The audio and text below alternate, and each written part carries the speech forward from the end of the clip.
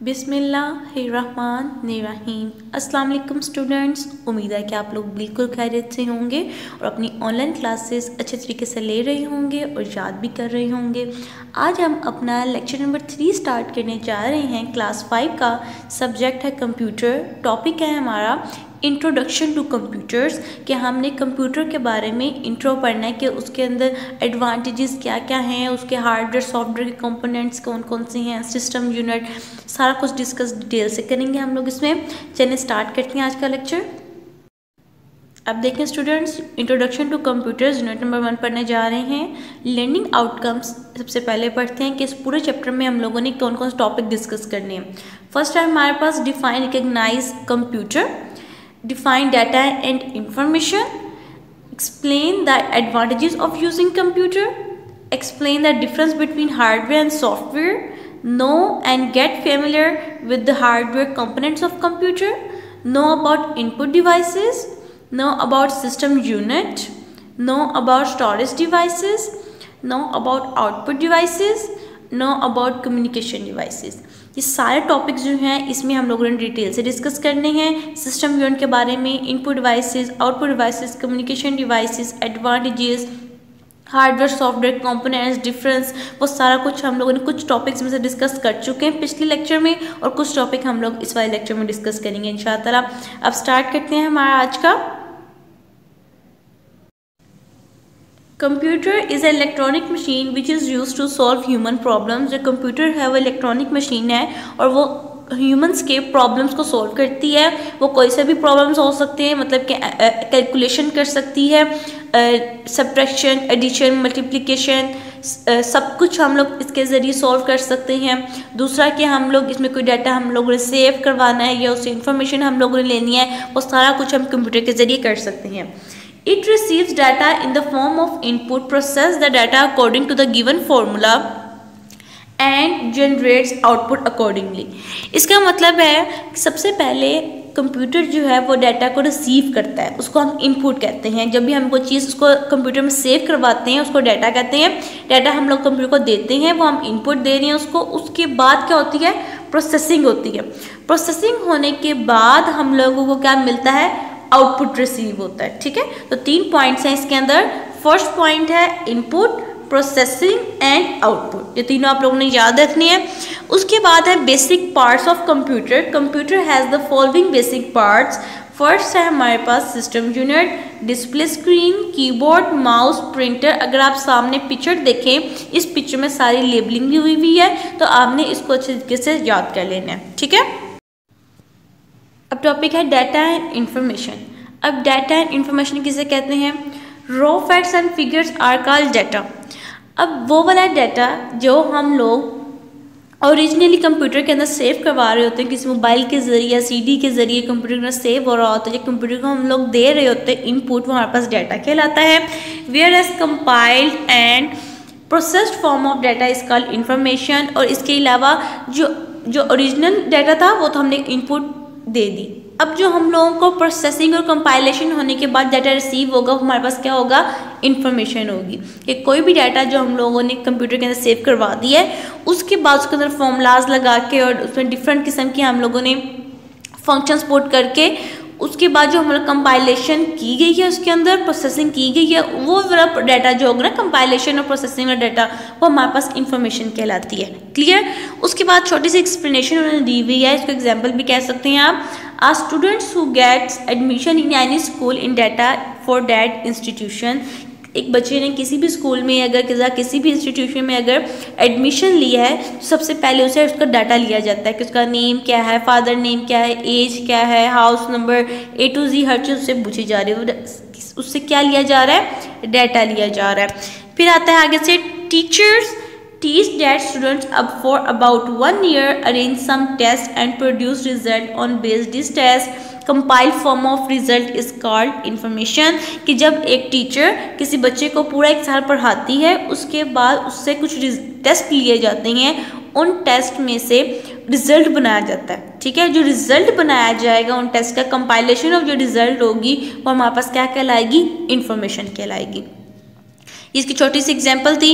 फिर आगे इसकी टाइप्स ऑफ डाटा हैं। There are 3 basic types of data. First है numeric data, alphabetic numeric data, string data और अल्फ़ा न्यूमेरिक डाटा। अब इन तीनों के बारे में डिटेल से पढ़ते हैं कि अब है numeric data. Data written in the form of numbers is called numeric data. कोई भी डाटा जो हम लोग नंबर्स की फॉर्म में लिखते हैं वो हमारे पास क्या कहलाता है?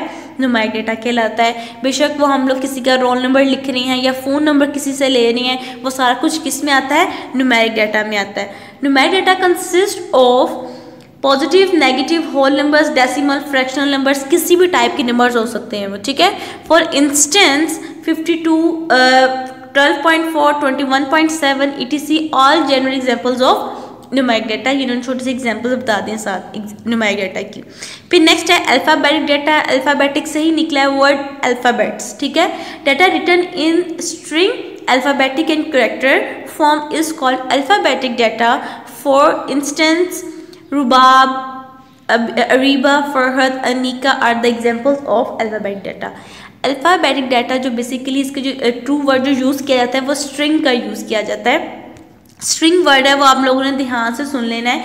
ये स्ट्रिंग वाला वर्ड है, इसका मतलब होता है अल्फ़ाबेटिक और करैक्टर्स, ठीक है। एक ही बात है, अल्फ़ाबेट्स जो आप लोग ABC वगैरह लिखते हो और करैक्टर्स भी उसे ही कहते हैं, तो उन दोनों को क्या कहा जाता है? स्ट्रिंग्स कहा जाता है। अल्फ़ाबेटिक और करैक्टर्स फॉर्म, वो वाली स्ट्रिंग वाली फॉर्म जो होती है वो क्या कहलाती है?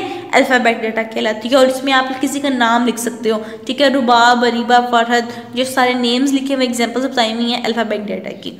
नेक्स्ट देखिए हमारे पास आता है alpha numeric data. Alpha numeric data कौन सा है? ब्लेंड और combination of alphabetic and numeric data is called alphanumeric data। कोई भी ऐसा डाटा जो अल्फ़ाबेटिक भी हो और न्यूमेरिक भी हो वो हमारे पास अल्फ़ा न्यूमेरिक डाटा कहलाता है। दोनों का कॉम्बिनेशन, जैसे फर्स्ट करें एग्जांपल उन्होंने दी हुई है ST230 AS34, मतलब कोई भी हाउस नंबर या स्ट्रीट नंबर जो आपका होगा जिसमें हम लोग अपना लेटर भी लिखते हैं और साथ में एक डिजिट भी लिखते हैं, तो अल्फ़ाबेट भी यूज़ हो रहा है इसमें और इसमें न्यूमेरिक्स भी यूज़ हो रहे हैं, तो ये हमारे पास क्या कहलाते हैं? अल्फ़ा न्यूमेरिक डाटा कहलाते हैं। यहाँ तक ये टॉपिक कंप्लीट हो गया आपका। नेक्स्ट टॉपिक ये आपका स्टार्ट हो गया advantages of computer. Advantages of computer के बारे में पढ़ने जा रहे हैं। अब हम लोग जो कंप्यूटर यूज़ करते हैं तो ऑब्वियसली किसी के एडवांटेज और डिसएडवांटेजेस दोनों होते हैं। सबसे पहले इसमें हम एडवांटेजेस पढ़ लेते हैं, क्या क्या एडवांटेजेस हैं।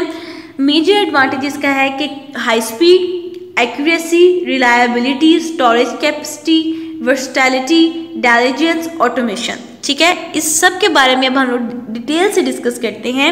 सबसे पहले पढ़ते हैं क्विक हाई स्पीड। क्विक भी कह सकते हैं और हाई स्पीड भी कह सकते हैं। In recent past, computers was not considered as very high processing machine, but with the invention of microprocessor, computer has started processing instructions, ठीक है। पहले जो कंप्यूटर्स बनाए गए थे उनके मुकाबले में वो वाली मशीन जो थी वो ज़्यादातर प्रोसेसिंग मशीन्स के लिए यूज़ की जाती थी, वो इतना ज़्यादा हाई स्पीड नहीं रखती थी। लेकिन जो अब हमारे पास माइक्रो प्रोसेसर कंप्यूटर्स आए हैं उनकी जो प्रोसेसिंग ऑफ इंस्ट्रक्शंस हैं वो विद इन सेकेंड्स हो गई है। इंस्ट्रक्शंस विद इन सेकेंड्स, कि आपका कोई भी काम अगर आप लोगों ने फ़र्ज़ करें कोई बहुत लार्ज नंबर है उसको आप लोगों ने लिखा है और आपने इसको सोल्व करना है या प्लस करना है, मल्टीप्लाई करना है किसी नंबर को, तो वो आप जैसे ही टाइप करके ओके करते हो आपको उसी वक्त विद इन सेकेंड्स रिजल्ट मिल जाता है। तो वो यही कह रहे हैं पहले वाले कंप्यूटर जो थे पास्ट में कंप्यूटर वो इतनी ज़्यादा हाई प्रोसेसिंग मशीन नहीं रखते थे, लेकिन जो अब माइक्रो प्रोसेसर की वजह से ये कंप्यूटर्स जो हैं प्रेजेंट कंप्यूटर्स जो हैं वो एक वक्त में मिलियन और ट्रिलियन अपनी अर्थमेटिक एंड लॉजिकल ऑपरेशंस कर सकते हैं, ठीक है। और नेक्स्ट लाइन ये लिखी हुई है at present it can compile millions of complex arithmetic and logical operations in seconds, ठीक है। वो बहुत ही कम टाइम के अंदर और बहुत बड़ी बड़ी वैल्यूज जो हैं वो उनको सोल्व कर सकते हैं। नेक्स्ट आता है हमारे पास अब एक्यूरेसी। एक्यूरेसी क्या चीज़ है? सबसे पहले computer program is based on thinking and mental approach of programmer, but results compiled by computer are accurate if correct formula is applied by the programmer।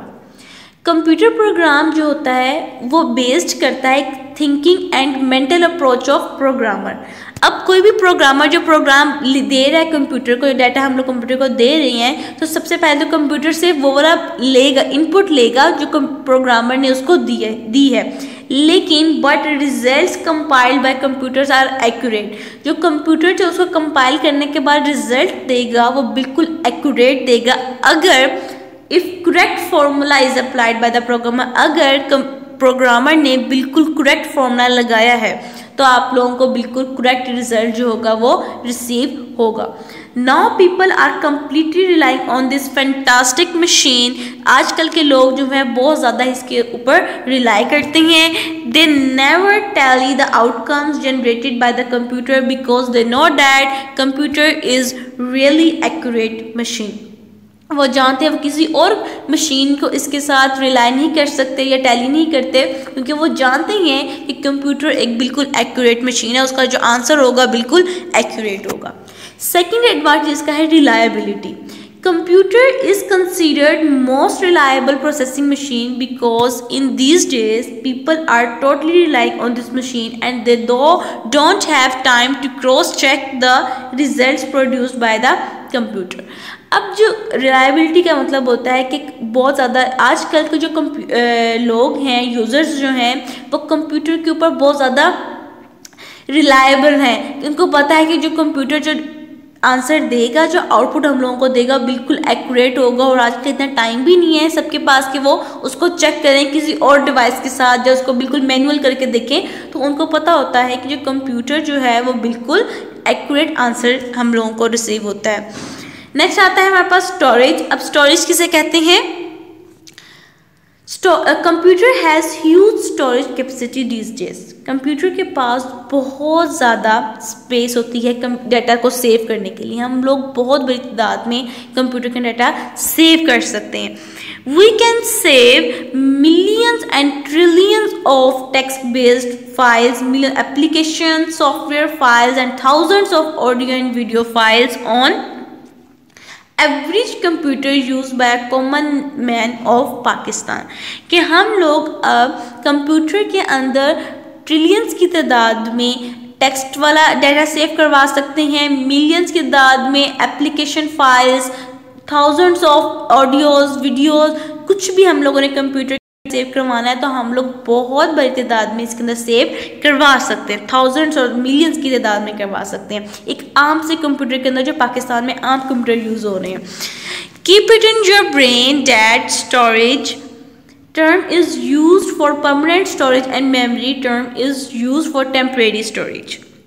ये आप लोगों ने अपने ज़हन में बात डाल लेनी है कि जो स्टोरेज टर्म होती है वो एक परमानेंट स्टोरेज होती है और एक कौन सी होती है, टेम्परेरी होती है। जो कंप्यूटर के अंदर दो किस्म की होती हैं स्टोरेज टर्म, एक होती है परमानेंट, सेकंड है हमारे पास मेमोरी यूज़ की जाती है। वो किस लिए यूज़ की जाती है, टेम्परेरी स्टोरेज के लिए। That's why RAM is considered as memory, इसलिए हम लोग रैम को एज अ मेमोरी लेते हैं। और हार्ड डिस्क जो मैंने आपको बताया ना, स्टोरेज डिवाइस जो है हमारे पास, वो उसे क्या कहते हैं, हार्ड डिस्क। उसका नाम होता है hard disk. Is a permanent, it's called a permanent storage device. जो हार्ड डिस्क है वो हमारे पास परमानेंट स्टोरेज डिवाइस होती है। इसमें हमेशा के लिए डाटा से काफ़ी देर के लिए डाटा जो होता है वो सेव रहता है, लेकिन रैम के अंदर डाटा बहुत कम टाइम के लिए सेव किया जाता है।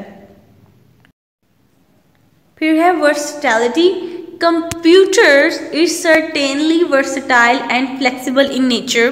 It is multitasking machine. Multitasking means that we can handle multiple tasks on it. Computer divides its internal devices to pay proper attention to all tasks efficiently and effectively to produce more accurate results. वर्सटाइलिटी का मतलब है जो computers की nature होती है वो बहुत flexible सी होती है, वर्सटाइल सी होती है। वो एक वक्त में बहुत ज़्यादा काम कर सकता है। एक वक्त में 3-4 किस्म के हम लोग, अगर हम लोगों ने कोई टाइप कर रहे हैं तो पीछे हम लोग सॉन्ग भी लगा सकते हैं, साथ में कोई और एप्लीकेशन भी कर सकते हैं, या कॉपी पेस्ट अगर हमने करना है तो उसको डाउनलोडिंग में भी लगा सकते हैं। तो एक वक्त के अंदर कंप्यूटर बहुत ज़्यादा काम करता है और हम लोगों को उसके बाद बिल्कुल एक्यूरेट रिजल्ट देता है। कभी भी ऐसा नहीं होता कि अगर एक वक्त में कंप्यूटर ज़्यादा सारे काम करे तो हम लोगों को गलत रिजल्ट मिल रहा है। सारे काम जो होंगे बिल्कुल एक्यूरेट होते हैं। सेकंड लास्ट है diligence. A standard computer never tries even after performing trillions of instructions without borrowing and producing wrong results. Computer जो है वो कभी भी थकता नहीं है, जितनी मर्जी उसके साथ हम लोग इंस्ट्रक्शंस करवा लें परफॉर्म, वो हमेशा हम लोगों को ट्रू रिजल्ट्स देगा, कभी भी रॉन्ग रिजल्ट्स हम लोगों को रिसीव नहीं होंगे। फिर आता है ऑटोमेशन। अब ऑटोमेशन क्या चीज़ है? ऑटोमेशन से पता चल रहा है आपको ऑटोमेटिकली कंप्यूटर को पता होता है कि उसने क्या क्या काम करना है। Mostly compute provide list of words and sentences to complete the sentence automatically. कुछ बहुत टाइम ऐसा होता है कि अगर आप लोग गूगल वगैरह में लिख रहे हो तो आप लोग प्रॉपर एक वर्ड लिखती हैं और आपको पूरा एक सेंटेंस नीचे भी लिखा हुआ आता है कि आप लोग ये पूछना चाह रहे हैं, तो कंप्यूटर को पहले ही पता चल जाता है कि आप एक वर्ड से उसको पता चल जाता है कि नेक्स्ट पूरा सेंटेंस क्या होगा। तो हम उस तरह भी कंप्यूटर के साथ देख सकते हैं ऑटोमेशन उसका। ATM is the best example for automation because it receives wish list from the user, accommodates the user by fulfilling their request. ATM जो है इसकी बेस्ट एग्जाम्पल है कि वो यूज़र से या कोई भी ATM मशीन से पैसे वगैरह निकालने आया है तो उससे पहले विश लिस्ट पूछता है उसकी कि उसने क्या चाहिए, कितने उसने पैसे इस मशीन से निकलवाने हैं, देन वो उसे अकोमोडेट करके अपने उसकी रिक्वेस्ट के बुनियाद पर वो जो पैसे होंगे या कुछ भी उसकी पेमेंट वगैरह है वो उसको निकाल कर दे दी जाती है। तो एक्यूरेट रिजल्ट्स दिए जाते हैं, उसको कंप्यूटर का पहले ही पता होता है कि उसके एक्यूरेट रिजल्ट्स क्या होंगे। आज का टॉपिक यहाँ तक ही था। अब बाकी आपके पास question answers. Answer the following questions. What is computer? Computer is an electronic machine which is use to solve human problems. Computer एक इलेक्ट्रॉनिक मशीन है जो हमारी प्रॉब्लम्स को सॉल्व करता है। सेकंड क्वेश्चन है differentiate between data and information. Raw facts and figures are called data whereas compiled and process form of data is called information. जो मैं आपको पहले समझा चुकी हूँ लेक्चर में।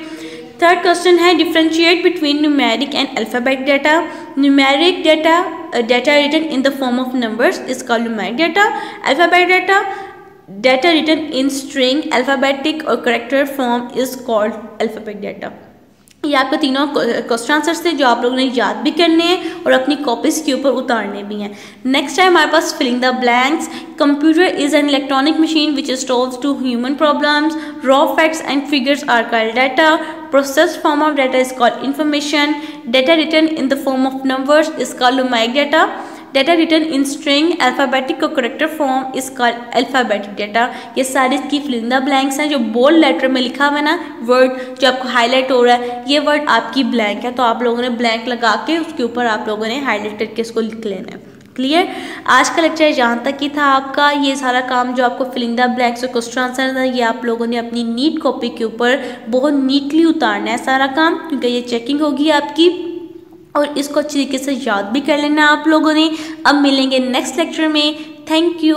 अल्लाह हाफिज़।